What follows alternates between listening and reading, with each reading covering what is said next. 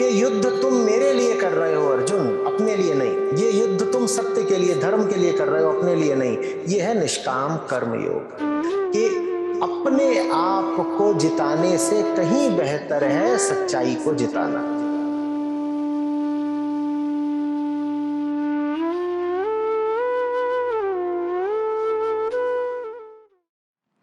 शिल्पी हैं, 6, 7 और 22वां श्लोक उद्धृत कर रही हैं। कह रही हैं, इंद्रियां, विषय, मन, बुद्धि, अहंकार, सुख दुख, चेतना, धृति, ये सब क्षेत्र हैं। बिल्कुल। और ये सब जो हैं, इनका दृष्टा है पुरुष। लेकिन ये पुरुष प्रकृतिस्थ है, इसीलिए ये प्रकृति का भोग करता है, जन्म लेता है और मरता है। ठीक। तो कह रही हैं, ये सब पढ़ के तो मुझे ये समझ में आ रहा है कि बेगानी शादी में अब्दुल्ला दीवाना, ये पुरुष इतना पगलाया क्यों घूम रहा है आचार्य जी। और आगे पूछ रही हैं कि ध्यान, भक्ति, योग, ज्ञान, इन सब का कोई गुण नहीं है क्या इस पुरुष में? तो ये सब क्या बेकार ही गए? पुरुष पगलाया क्यों घूम रहा है? पुरुष ही जाने में, क्या बताऊं। उसको प्यार हो गया है कसम से। और क्यों पगलाता है कोई? प्रकृति है ही इतनी कट्टो।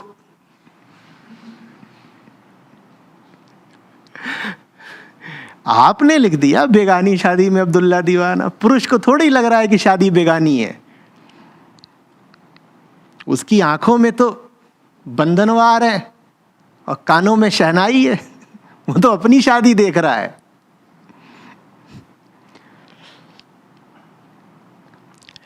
अरे कभी कोई दिखाई देती है रूपवंती, तो उसको देख करके ये थोड़ी तुम्हें सपना आता है कि किसी बेगाने से इसकी शादी हो रही होगी?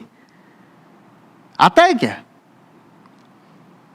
हकीकत भले ही यही हो कि कोई संभावना ही नहीं है कि उससे तुम्हारा विवाह होगा, लेकिन कभी ये ख्याल आया है? कोई दिखाई दी है कामिनी, तो उसे देखते ही कभी ये हुआ है कि तुम्हें ये दृश्य उभरा हो कि देखो इसकी शादी हो रही होगी किसी बहुत आकर्षक मजबूत नौजवान के साथ? ऐसा कभी आता है? कभी आता है? कभी आता है? नहीं आता ना। तो ये तो शिल्पी जी ने लिख दिया वहां दूर बैठ के कि बेगानी शादी में अब्दुल्ला दीवाना। अब्दुल्ले को तो यही लग रहा है कि मेरी ये जुबैदा बेगानी कैसे हो जाएगी।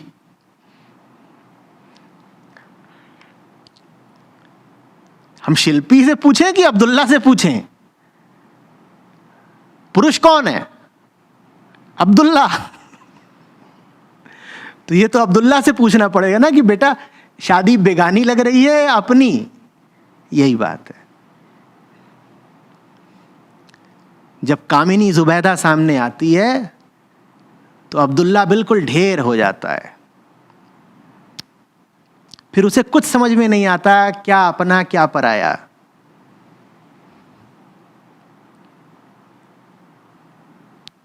बात समझ में आ रही है? और इसका कुछ कारण नहीं बता सकता आपको। आप पूछेंगी क्यों क्यों क्यों, तो मैं कहूंगा वृत्ति विकार दोष। ये तो शब्द हैं। मैं कह दूंगा वृत्ति होती है आदमी की फिसल जाने की। अब और उसमें गहरा घुसेंगी तो मैं कहूंगा प्रकृति है, देखो प्रकृति चाहती है कि वो बनी रहे। मैं फिर भी आपको इवोल्यूशनरी थ्योरी समझा दूंगा। उससे क्या होगा? अब्दुल्ला के कान में शहनाइयां तो बज ही रही हैं।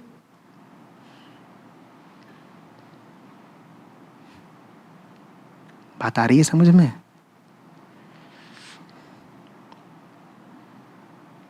बात तो तब है जब प्रकृति को देखें आप और कहीं प्रकृति है। सुंदर है फूल, लेकिन भोगने के लिए नहीं है। ये नहीं कि गई शिल्पी, फूल देखा, फट से लेकर के बाल में लगा लिया। ये तो हो गई ना अब्दुल्ला वाली बात।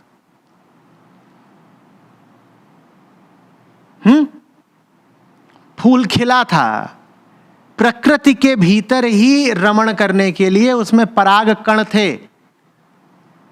फूल फल बनना चाहता था, फूल बीज बनना चाहता था, और आपने क्या कर लिया? उस बेगाने खेल में आपने हस्तक्षेप कर दिया और फूल उठा करके अपने जूड़े में लगा लिया। इसी को कहते हैं ना बेगानी शादी में अब्दुल्ला दीवाना। फूल शादी ही तो करने के लिए पैदा होता है। फूल क्या है? फूल पौधे का जननांग है। ये जो फूल लेकर के मुंह में लगाते रहते, वो क्या है? वो ऐसे ही जैसे तुमने किसी का जननांग लेके मुंह में लगा लिया अपने। यही काम तुम इंसानों के साथ करो तो लोग कहेंगे छी छी छी, कितनी भद्दी हरकत है, क्या रख रहे हो मुंह में अपने, बाहर निकालो। यही जब फूल के साथ करते हो, गुलदस्ता, एक फूल नहीं है, पूरा बुके है। कभी सोचा है वो फूल है क्या? वो जेनिटल्स हैं पौधे के। और ये वाहियात, अश्लील, वल्गर बात है कि तुम जाकर के किसी को किसी के जेनिटल्स का तोहफा दे रहे हो कि तू मुझे इतनी प्यारी है, मैं तेरे लिए ये जननांग लाया हूं। इससे बेहूदी और अश्लील बात कोई हो सकती है? चलो बेहूदी अश्लील है तो ठीक है, फूल से भी तो पूछ लो कि उसका औचित्य क्या है होने का। उसे अपनी शादी करनी थी ना, उसे क्या करना था? अपनी शादी करनी थी, वो इसलिए था। और तुम उसको लेकर के चल दिए वैलेंटाइंस डे अपना मनाने। यही है बेगानी शादी में अब्दुल्ला दीवाना।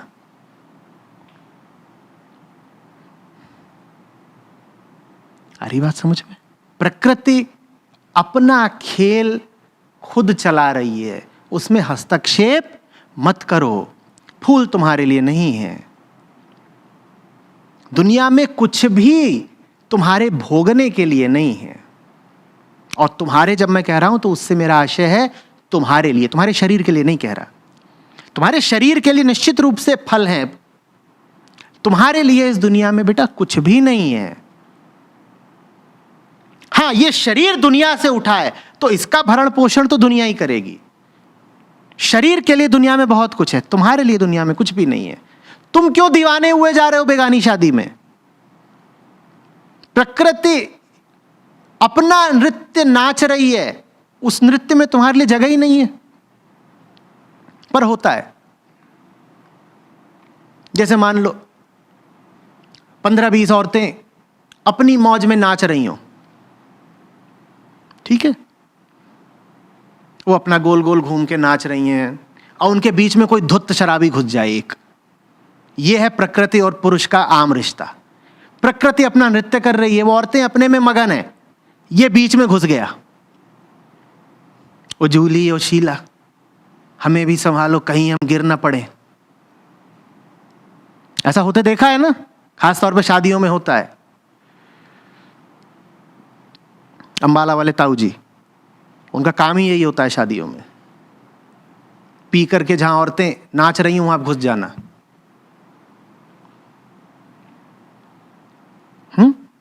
प्रकृति अपने आप में एक पूर्ण महोत्सव है। वहां जो चल रहा है सो चल रहा है। अंतरिक्ष की तस्वीरें भी आती हैं तो देखा है कितनी सुंदर होती हैं। आकाश गंगाएं देखी हैं कैसी होती हैं? ऐसा लगता है जैसे किसी चित्रकार ने, किसी बहुत बड़े कलाकार ने हीरे बिखेर दिए हों आसमान में।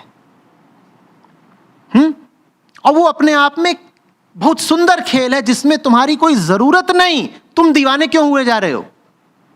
तुम अधिक से अधिक उनके क्या हो सकते हो? निरपेक्ष दृष्टा, देख लो। उसमें हस्तक्षेप की कोशिश मत करो भाई, उसे बनाने बिगाड़ने की कोशिश मत करो। फूल अपने आप में सुंदर है, उसे देख लो, उसमें अपनी नाक मत घुसेड़ो, ना उसे तोड़ने की कोशिश करो। हां, तुम्हारे शरीर को आवश्यकता है कुछ भोजन इत्यादि की, प्रकृति से तुम्हारी त्वचा को आवश्यकता है कपड़ों की, तुम्हारी देह को आवश्यकता है एक छत की, वो सब ले लो। क्यों? क्योंकि तुम्हारी देह भी क्या है? प्रकृति। प्रकृति तो प्रकृति के साथ संयोग करती ही है ना। तोता बैठता है ना आम खाने के लिए देखा है, आम के पेड़ पे तोते आ जाते हैं। और देखा है जमीन को कुत्ता भी खनता है गर्मी के दिनों में थोड़ी सी, ताकि ठंडी जगह मिल जाए, वो उसमें घुस के सो जाता है। तो प्रकृति को हक है प्रकृति के साथ संयोग करने का। शरीर को हक है कि वो संसार में घर बना ले। जब कुत्ता भी घर बनाता है तो तुम क्यों नहीं बना सकते? बिल्कुल बनाओ। शरीर को हक है कि वो घर मांगे, तुम कुछ मत मांगो भैया। कुछ अंतर समझ में आ रहा है? पेट को हक है कि वो भोजन मांगे, तुम कुछ मत मांगो। पेट को क्यों हक है वो भोजन मांगे? क्योंकि पेट भी प्रकृति है। शरीर को क्यों हक है कि वो कहे कि ठंड बहुत लग रही है, कपड़ा दे दो? क्योंकि शरीर भी प्रकृति है। तो ये सब व्यवस्था कर सकते हो, या ये कह लो कि ये व्यवस्था शारीरिक प्रकृति स्वयं ही कर लेगी। दिक्कत तब होती है जब हम मानसिक रूप से प्रकृति पर आश्रित हो जाते हैं। प्रकृति के साथ एक फिजिकल संबंध होना तो अनिवार्य है, क्योंकि सब फिजिकलिटी क्या है? प्राकृतिक। लेकिन दिक्कत तब होती है जब प्रकृति के साथ हमारा एक मानसिक साइकोलॉजिकल संबंध भी हो जाता है। वो संबंध मात्र नहीं होता, वो आश्रयता, निर्भरता होती है। वही है बेगानी शादी में अब्दुल्ला दीवाना होना। जिस चीज से तुम्हारा कोई लेना देना नहीं होना चाहिए था, तुम उसमें आके फंस गए। तुम्हें लगने लगा कि ये जो चारों तरफ पसरा हुआ है ये तुमको साइकोलॉजिकल कंटेंटमेंट दे देगा, नहीं दे पाएगा। तुम्हारे शरीर को भोजन दे सकता है संसार, तुम्हारे शरीर को कपड़े दे सकता है, तुम्हें छत क्या बहुत बड़ा महल दे सकता है संसार, लेकिन तुम्हारा मन जिस चीज के लिए तड़प रहा है वो शांति उसको संसार नहीं दे सकता। यह समझना जरूरी है। दुनिया से वो लो जो दुनिया दे सकती है, जो चीज दुनिया दे ही नहीं सकती वो लेने के लिए काहे मचल रहे हो? पाओगे नहीं और जीवन व्यर्थ करोगे पाने की कोशिश में। बात आ रही है समझ में?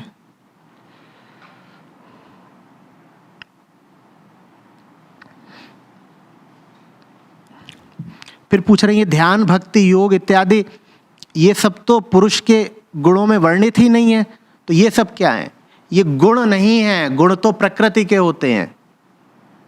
इन्हें कहा जाता है ग्रेस, अनुकंपा। पुरुष को तो मूर्ख बनना ही है, उसे तो प्रकृति के चक्कर में फंसना ही है। वो ना फंसे तो ये पुरुष का सद्गुण नहीं है, ये पार का उपहार है, कहीं की अनुकंपा है। पुरुष अगर फंस गया प्रकृति के खेल में तो ये साधारण सी बात है। प्रकृति है ही इतनी कट्टो कि पुरुष का फंसना तय है। लेकिन अगर पुरुष नहीं फंसा तो इस बात का श्रेय पुरुष को मत दे देना।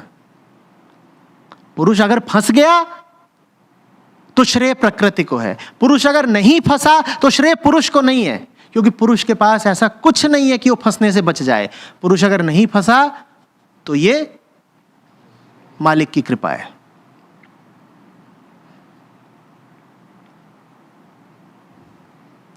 अपने ऊपर मत तुम ले लेना दावा, तुम मत निकल पड़ना कहने की देखो मैं इतना होशियार हूं कि फंसा नहीं।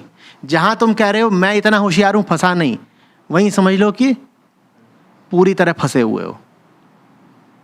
हमारा निर्माण ही ऐसा हुआ है कि हम तो फंसेंगे।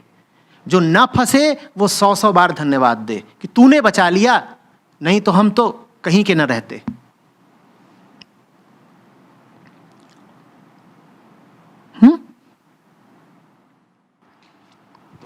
प्रक्रिया आचार्य जी यही होगी कि अपने जीवन में उतारने के लिए कि प्रकृति को प्रकृति देखे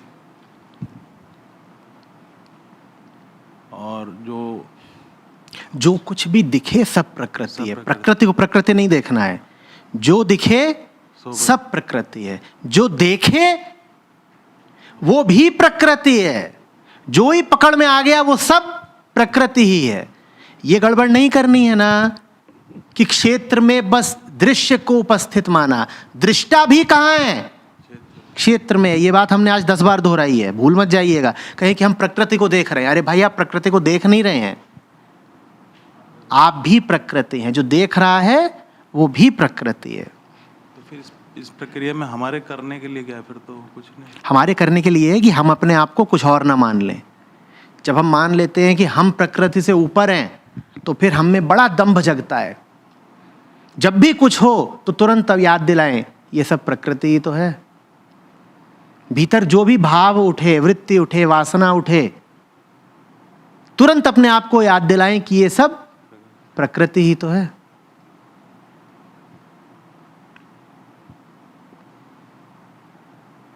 कहां फंस रहा हूं? प्रकृति है, प्रकृति का खेल है।